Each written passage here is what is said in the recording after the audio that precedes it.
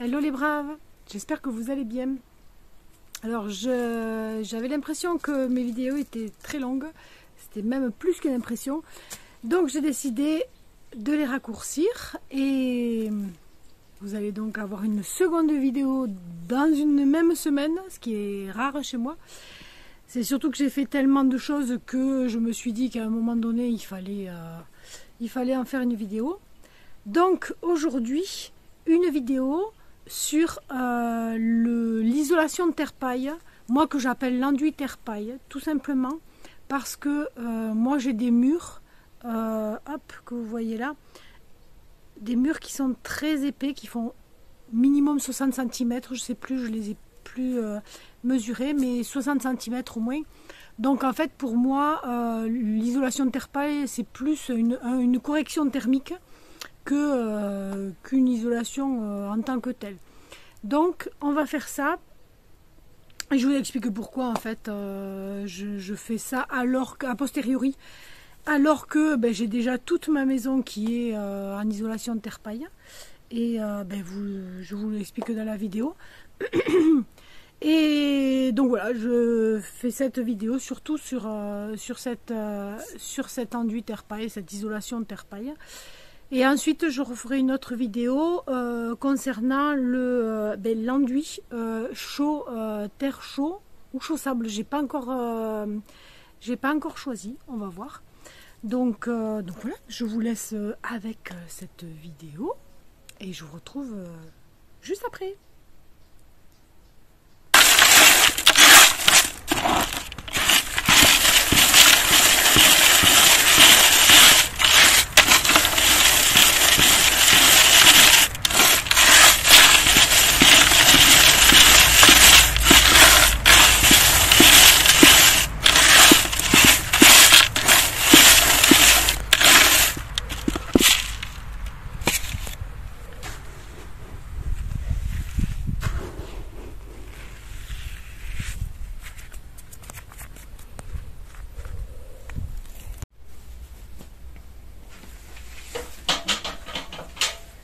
Alors, première étape, humidifier le mur. Toujours humidifier le mur avant de faire un enduit terre-paille pour que ça accroche bien.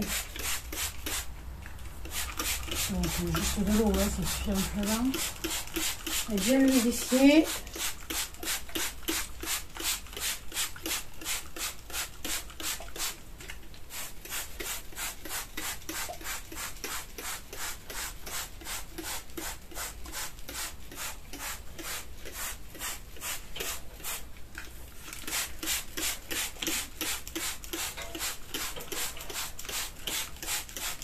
Voilà, je pense qu'on est pas mal. De toute façon, on va remettre au fur et à mesure, je pense. Après, c'est pas une grosse quantité, c'est une petite, c'est un tout petit bout. En fait, cet endroit-là, je l'avais pas terminé. Et comme il fallait que je me dépêche de faire quelque chose, de faire des choses qui pouvaient me servir à contenir, comme des étagères et tout ça. J'avais ces deux poutres de livres, donc je m'étais fait une étagère. J'avais mis de quoi, j'avais mis des boîtes et tout ça. Donc voilà, j'avais laissé ça comme ça. Heureusement, comme ça, qu'on a fait le plafond. Comme ça m'a permis d'enlever cette étagère qu'il y avait là, de la peindre en blanc aussi d'ailleurs. Vous le verrez. Et du coup, je me rends compte que je n'avais pas fini l'enduit terre-paille. Donc voilà. Voilà notre enduit. Hop, je ne vais pas trop l'approcher parce que il est, je pense, de la consistance idéale. Donc, c'est simple. Après, on nettoiera, mais hop. On balance. Et on appuie. C'est pour ça qu'en fait, il faut que ce soit humide. Parce que sinon, ça accroche pas. Et une fois que ça va... Quand ça va sécher, étant donné que c'est de l'argile que j'ai sur le terrain, c'est mieux de le faire avec de l'argile, c'est évident. Quand ça va sécher, l'argile, ça durcit. Donc ça va être juste parfait. Et là, appuyer, appuyer, appuyer, appuyer le plus possible. Bon, bien entendu, j'ai essayé d'un peu de protéger. On verra si... Bon, après, ça s'enlève facilement. C'est de la terre. Hein. Donc, la terre, franchement, c'est pas difficile à enlever. Du tout, du tout. Alors, pour l'instant, c'est bien. C'est très noir. Parce qu'elle est humide. Hein. Et bon, ça va mettre un moment à sécher. Hein. Un mur, moi, je crois que ça avait... Il me semble que ça avait séché en... Il avait bien fallu une semaine. Donc, à voir là. Je l'avais fait en été aussi. À voir là combien de temps ça va mettre. Mais voilà, plus il y a d'eau, plus ça met longtemps, c'est évident. Mais voilà, c'est limite. Il n'aurait pas fallu qu'il y ait plus d'eau. J'ai rajouté pas mal de paille, puis ensuite de la terre, parce qu'il y avait un peu trop d'eau. Mais c'est pas mal aussi, parce que ça permet de faire ce qu'on veut avec. D'aller dans les trous. Ça n'a peut-être pas permis s'il y avait eu moins d'eau. Et voilà. Hop. Allez. Oui, pas plus liquide. Hein. Pas absolument pas plus liquide parce que sinon après ça tient pas forcément mieux. Donc et ça met beaucoup plus de temps à sécher en plus. Alors je sais pas la quantité, j'en ai fait un seau, mais je verrai ce qu'il en est.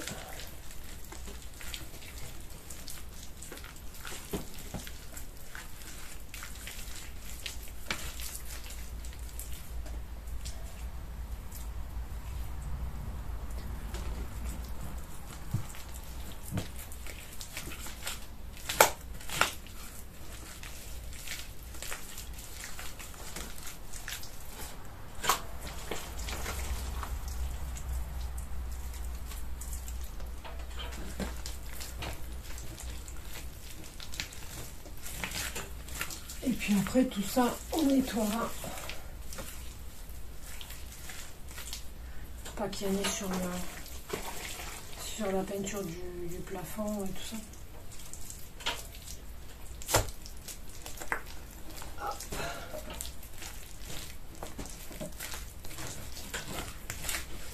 Alors, il ne faut pas avoir peur de se mettre les doigts pleins de terre.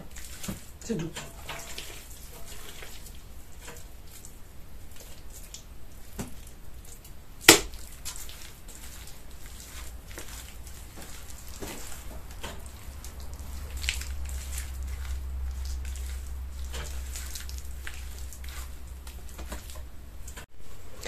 Ensuite, on prend une, je sais pas comment ça s'appelle, une spatule pour bien étaler, bien appuyer. Alors, je ne sais pas si celle-là sera pas un peu trop grande.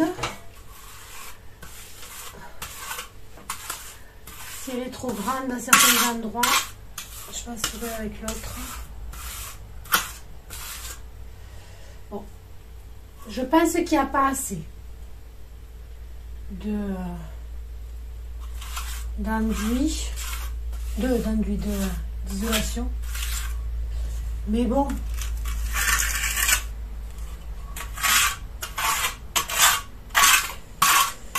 parce que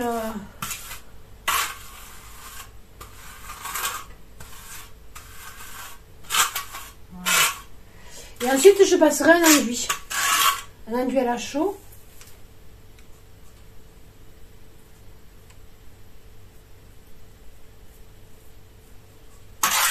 C'est toujours pareil en fait, dans certaines maisons, les murs sont tellement pas droits qu'à certains endroits il faudrait presque mettre 50 cm, à d'autres endroits quasiment pas quoi. Donc c'est pas simple. Dans ce cas-là, il faut y passer des heures et des heures.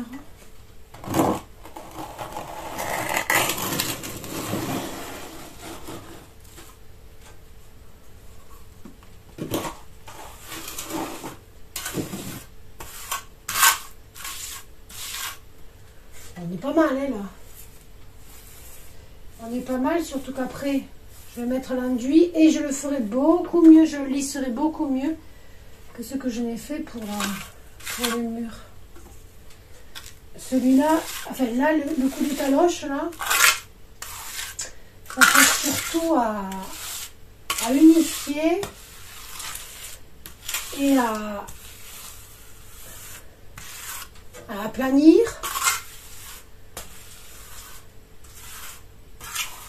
À voir si il y en a à peu près partout pareil.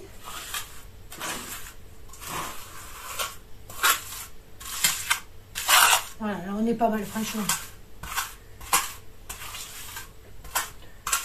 Et je mettrai un enduit à la chaux que je ferai, je pense, assez consistant. Comme ça viendra lisser encore plus. Ce qui n'a pas forcément été.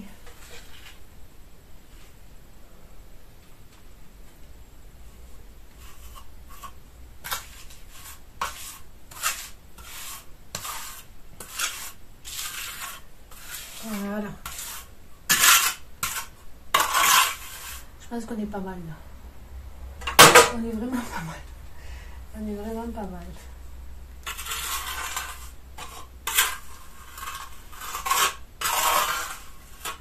Comme j'avais fait des courbes, bien sûr,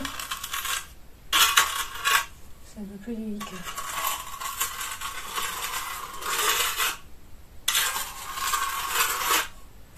Voilà.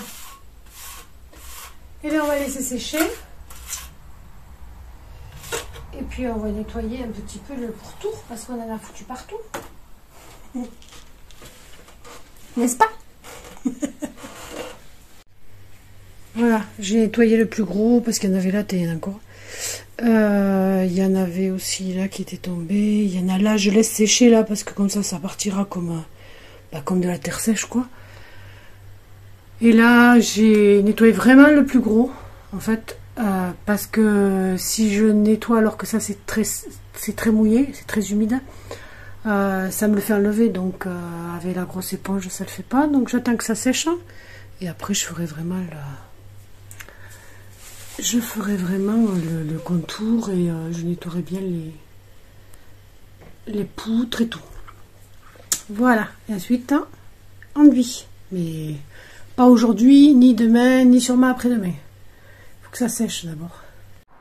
J'espère que cette vidéo vous aura plu, qu'elle vous aura peut-être appris une ou deux choses. Si jamais vous voulez des informations complémentaires, bon, moi ça fait combien? Ça fait 8 ans que je vis, ou 7 ans que je suis avec cette isolation.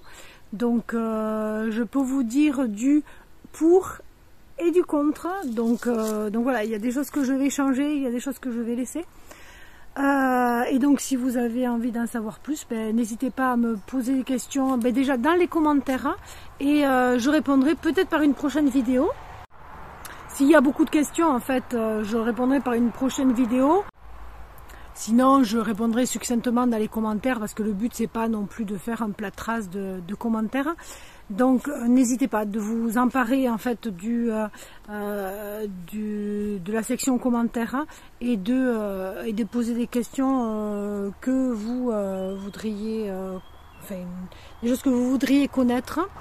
N'hésitez pas aussi à dire si cette vidéo vous a plu, si elle n'a pas plu, pourquoi, ce que vous faites. Peut-être que vous faites de l'enduit terre-paille aussi et que vous faites autrement. Tout est possible. Et puis voilà. Donc je vous souhaite une merveilleuse soirée, peut-être. Je ne sais pas quand est-ce que je vais faire partir cette vidéo. Soirée, journée, comme vous voulez. Et je vous dis à tout bientôt dans une prochaine vidéo. Bye bye!